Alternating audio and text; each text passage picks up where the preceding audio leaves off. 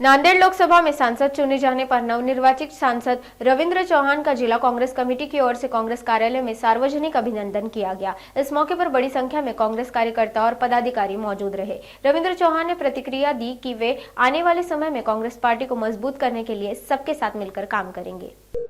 काल जे नांदेड लोकसभा पोटनिवडणुकीचा निकाल लागलेला आहे, अत्यंत अटीतटीच्या याच्यामध्ये काँग्रेस पक्षाचा विजय या ठिकाणी आपण प्राप्त केलेला आहे। आज आपण बघतो, मागच्या लोकसभेच्या पूर्वी काँग्रेस पक्षाची बडी मंडळी बाहेर गेल्यानंतर सुद्धा नांदेड जिल्ह्यातल्या लोकांनी स्वर्गीय खासदार वसंतरावजी चव्हाण साहेबांना निवडून दिलं होतं। ते फक्त कार्यकर्त्यांच्या जोरावर, आणि आजही हा विजय खरं तर कार्यकर्त्यांची मेहनतीचं फळच मी या ठिकाणी मानतो।